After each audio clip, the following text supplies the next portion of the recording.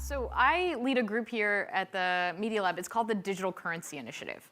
And that's our logo right there. That's the Media Lab. I know you guys have been having a really great day. Sadly, there is a zero knowledge proof workshop happening at the same time, so I haven't been able to join you for as much of it as I would have liked. But hopefully I can come and share a little bit about what we're thinking about here.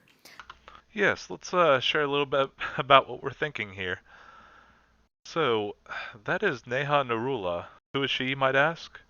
Someone that's been at MIT for over 6 years right now. You know what's even more impressive about her?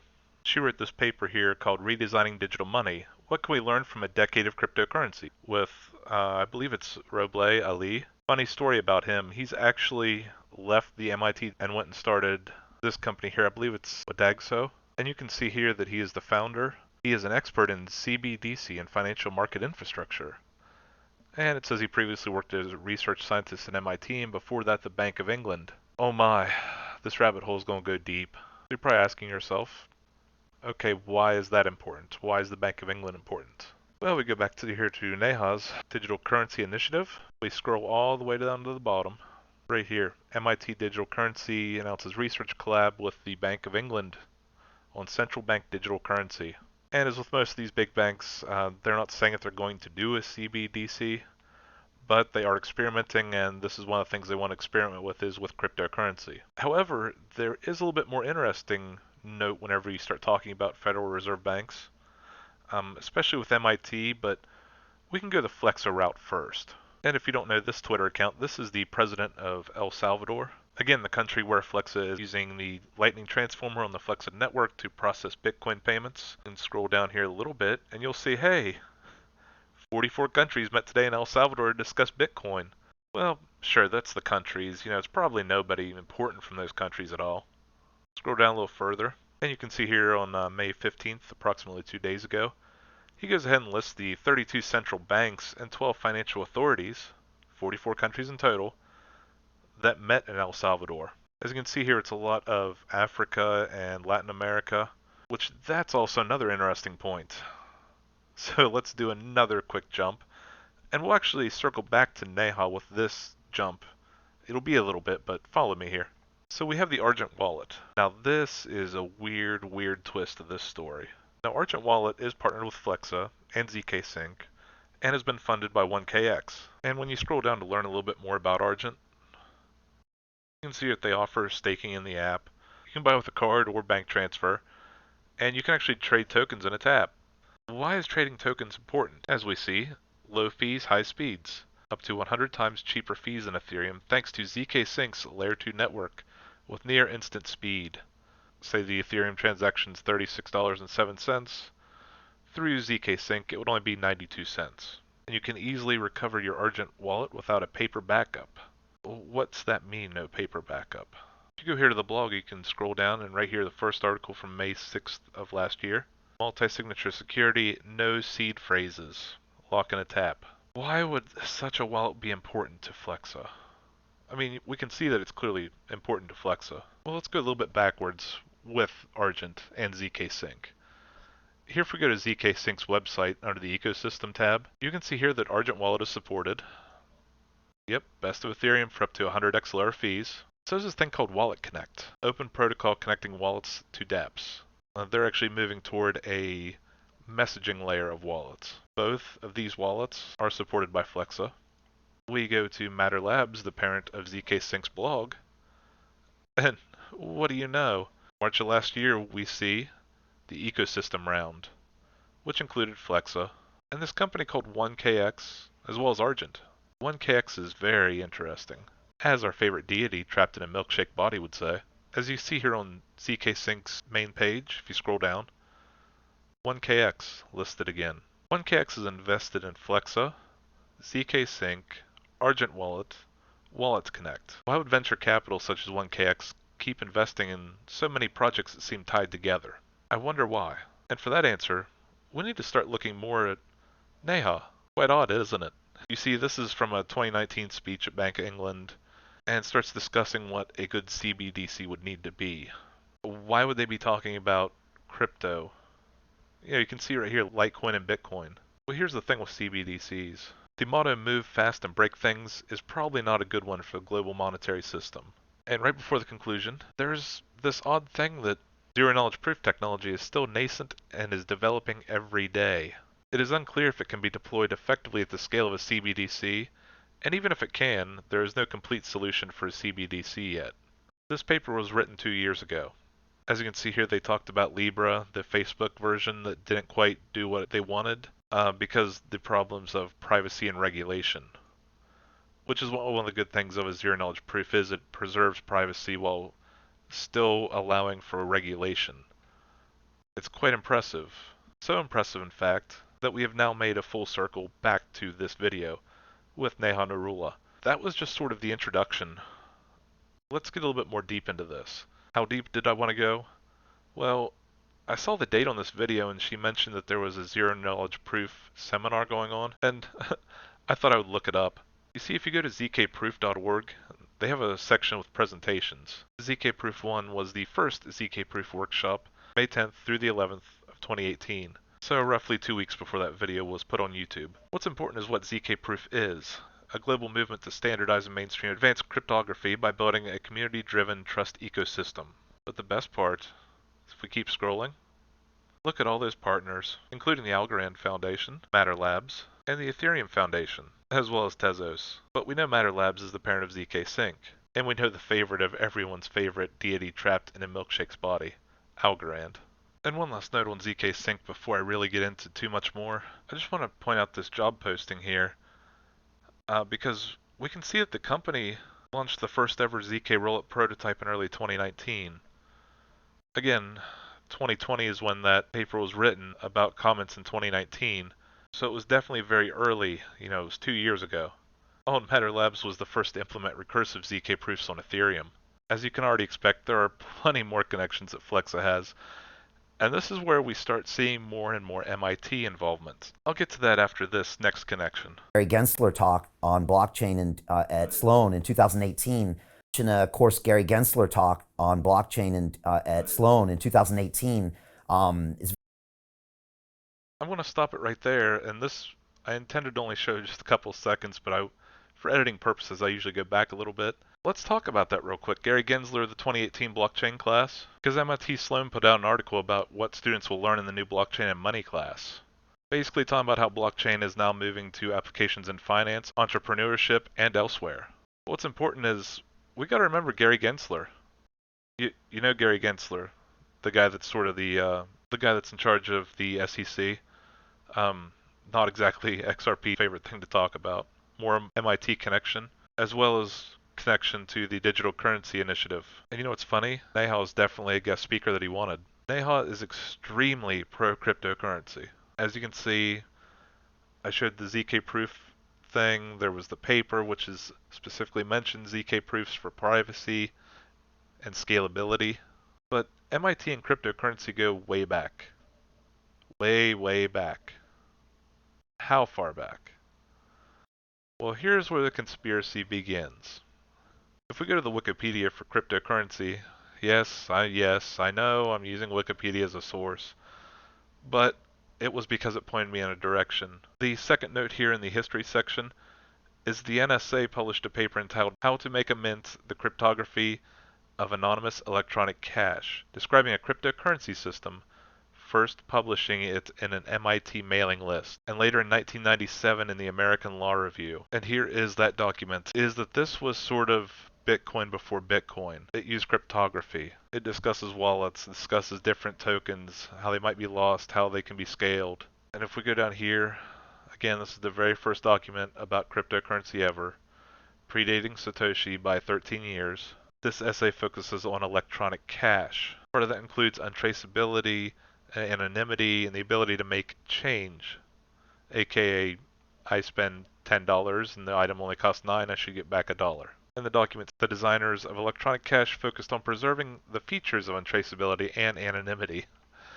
The funniest part about that, I know it's an NSA document, and people are probably already freaking out. Oh, National Security Agency, we're all going to die. It's a big scam, all Bitcoin, whatever. All you got to do is scroll up. The contents of this report do not necessarily represent the position on policies of the U.S. government, the Department of Defense, or the National Security Agency. Kind of funny, this is pre 9/11. Back in 1996, government spying wasn't a big idea at the time. At least wasn't openly out in the public like we have known before. I think there would be a lot different tone on this document if that were the case, if it was published today. But the point of this is just showing that MIT has been involved before Satoshi in crypto. And speaking about Satoshi, before we get back to that London Real video. Aerospace engineer by training, worked for NASA Space Shuttle program for a few years, then got into other tech endeavors, specifically payments for about 10 years. And then I've been in crypto and an early Bitcoiner for around almost 11 years at this point. So that's the stuff I'm really interested in now. So payments, anything around crypto is really interesting to me. So that's kind of what I'm dedicating most of my time towards. 2000, so 11 years in Bitcoin? So you're OG. Yeah, it was OG. early. Yeah, like January 2011. Yeah, John Kim, that's kind of the face I made because at the time I remembered this video, I was actually noting something else. Because, it always seemed weird to me about one thing on Tyler Spalding's LinkedIn was how he kind of went from being in aerospace right into MIT. And then I started thinking about the timelines. He was in Bitcoin for at least 6 months before he graduated from MIT. January 2011, he graduated in June of 2011. He joined MIT in September of 2009. 2009 is the same year of the Satoshi. Now, I'm not saying Tyler is Satoshi, but if Satoshi were to be an organization as some have claimed, this might be the case for MIT to be that organization. And you're probably thinking I'm reaching a little bit, but I just kind of want to show you even more of how expansive MIT is in crypto. And that's through this London Real video. Just listen to Tyler here. First of all, he's extremely intelligent and explains blockchain really well, and also reminds people that cryptography has been around for a while. Zero knowledge proofs have been a while, way before the crypto, not to mention all of the elements of the internet was involved way before the dot-com boom. So he has a good kind of a history like you do, with space program and technology. What's the one thing you got from Sloan?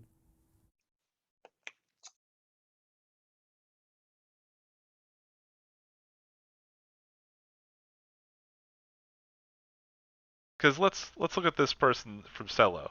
So it took me a second to actually find the founders of Celo because they're not really out there. They're more focused on the project. So I did a quick search for the founders of Celo, popped up this article from February 6th of 2020, published on CoinList, and it mentions Rene Reinberg. I hope I pronounced that right. Now this is the link, more like the LinkedIn. If we just scroll down, we don't even have to scroll down, you can see right here clearly Massachusetts Institute of Technology. But if we do scroll down, you can see that he's still the foundation president, full-time, been there for 2.5 years. Scroll down a little further, same time frame, 2009 to 2011. Again, Sloan School of Management, MIT, cross-registered at Harvard, and was in the MIT Computer Science Artificial Intelligence Lab. So how does Celo promote this ability to spend all over the globe? That would also be part of the Valora wallet, which is actually built on the Celo blockchain. It makes money borderless, secure, and fast. Again, at near zero fees, all through Valora. Which, right here, coming soon, under the apps, as well as Argent Wallet. And as we all know, you can already do this on Gemini, with Gemini Pay, but speaking of Gemini, let's take another little detour. We can go to the Gemini dollar here that's backed 1-to-1 with USD. It just basically states flat out, you can always redeem it for $1 at Gemini. It's actually a regulated company through the New York State Department of Financial Services. That's Gemini itself, not the actual cryptocurrency, but like the exchange with the Winklevoss twins. The same exchange that's partnered with Flexa. It corresponds to a US dollar held by Gemini in accounts at US FDIC insured bank accounts and money market funds holding short-term US Treasury bonds and maintained custodian. Oh, that word custodian. I do like that it's transparently audited, that says down here. But that word custodian, that kind of reminds me of something that might tie even more to this together. Remember this article that Tyler put out last month? Yeah, April 26th. The future of crypto payments will be centralized. Ooh, another scary word for all the moon boys. Again, we've stated this many times before that it has to be centralized. There are regulators. It's real world. Government has guns. They want their money. But the more interesting part is Tyler's take on it, especially if we go down here at the bottom about custodial wallets and crypto payments. Because not only does Tyler make another little reference here, Japanese reference, Gudetama. This is Gudetama. It's an egg yolk with a little butt crack.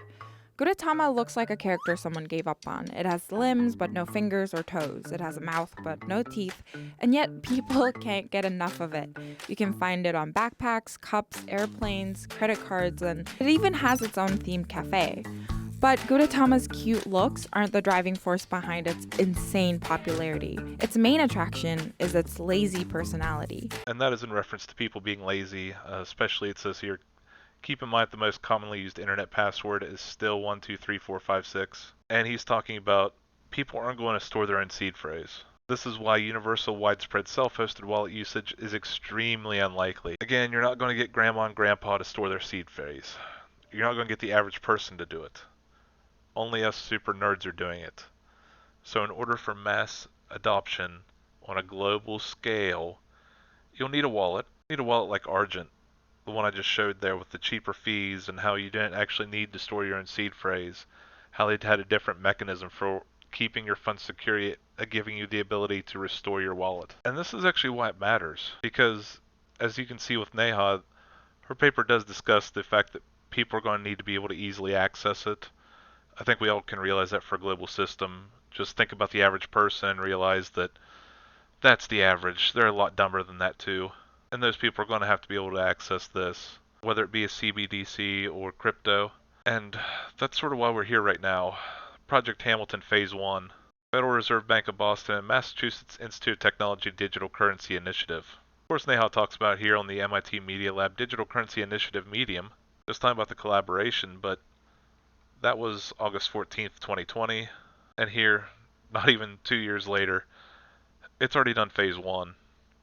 And the Phase 1 was more centralized, seeing what they could get out of it. They were trying to get a lot of transactions per second. They talked about how they could theoretically get up to 1.7 million per second.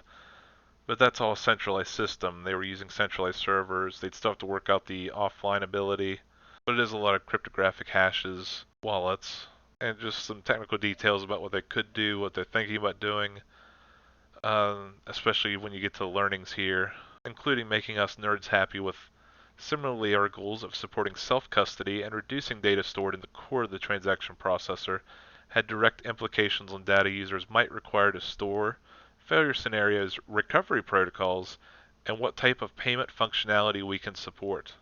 Phase 2 is going to get very, very interesting because this is when we start getting into programmability and smart contracts. But yes, Project Hamilton is looking at both the cryptocurrency side and if a central bank were to make its own crypto. And what I'm gathering from this Project Hamilton, seeing all these readings, especially because there is still that focus on privacy, it goes all the way back to that paper from 1996. They want to still focus on that. It has to be just like cash. In order to do that, blockchain itself won't do that.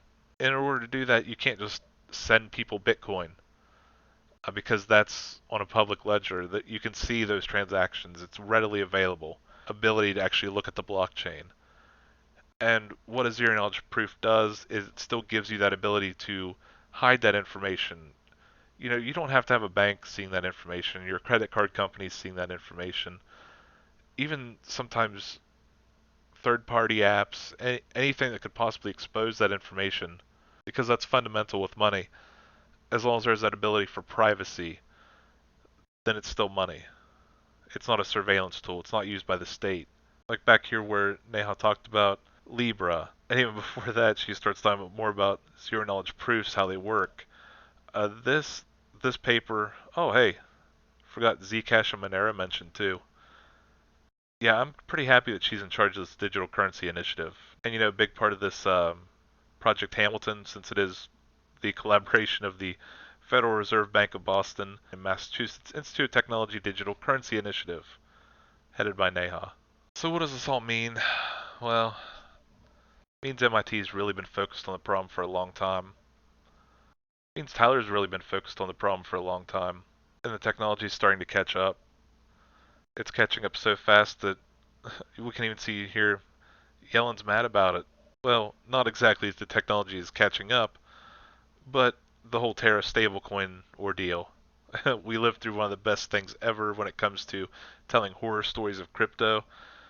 This is this generation's, or this bull run's, BitConnect. And Yellen even seems to be kind of aware and understands crypto a little bit, because right here, Terra broke the buck this morning, and yesterday the largest stablecoin Tether also broke the buck. You know who doesn't really have that problem? Gemini. Because Gemini is actually backed 1-to-1. It's not based on an algorithm. I just want to show you more of the MIT connection. This time it's a little bit more recent. Bill Aulet talking about Tyler Spalding. Then we have all the new students coming in. But I talked about Tyler Spalding and how Tyler Spalding came into our center. So first of all, undergraduate computer science. This is an extraordinary story, but it's an example of success in this. So Tyler comes into our center, and he's always helping everybody out. He's a computer scientist, but he's also getting an MBA at MIT Sloan. And he's literally such a good computer scientist, rocket scientist, that when NASA had problems, all of a sudden Tyler would be gone for a few days because I called him back. Not your typical MBA. But he would sit at our center and he'd work on this product called StyleSeek. And it was him kind of working on that. But then he would help everybody out on it. And so he's learning about all this other stuff from people. And one of the things he was doing, this amazing 11 years ago, he told me about it, and I vaguely remember it, but he was mining some Bitcoin. So anyway, he goes off and he's making this simple first kind of pancake or first startup. We call it a pancake because the first one's never as good as the second or third. And it's called StyleSeek. It's basically an AI system to help guys get good clothes. And it would ask you which kind of movies do you like? Which kind of cars do you like to drive? Which kind of beer do you or beverages do you like to drink? And then it would show you some other things. And then he did a really nice job on this. He got a lot of help from people. They helped him, and he always helped them on that. And then they got bought by this company, Raise.com. And Raise.com took the idea of kind of preference engine, moved it into retail space. So he learns a lot about the retail space in Raise.com. And he's kind of doing that, and it goes really well, and they get bought. And so he's like, I gotta do something bigger than this. And so now he leaves Raise. He was CTO there. They've done really well. And he takes a day off, and he goes, I know exactly what I should do. Retail is broke. And so he uses all the contacts he had, and he starts this new company called Flexa. And he's basically going to help retailers not have to pay the very high rates that they have to pay to MasterCard and Visa. He's going to do it for free. Now, you'd say, how can he do it for free? Because of his understanding of Bitcoin, what he does is he'll give a retailer a token, and then they just use his system, and the value of the token goes up. Now, how can this be a viable business model? Because he owns a pile of these tokens too. So when the token is successful, it all goes up. Flexa is incredibly successful. And they get asked by the government of El Salvador, you probably heard about this, to build the infrastructure for the first nation in the world to use Bitcoin as a national currency. This is just mind-blowing. And who's doing it? Tyler Spalding at Flexa. And then you say, how many people does Tyler Spalding have in his company? I would put it out there. How many people do you think that? He has 15 people at his company. Because he uses this community-based model, he's helped people, they help him, and he can do these amazing things without having to build a multi-thousand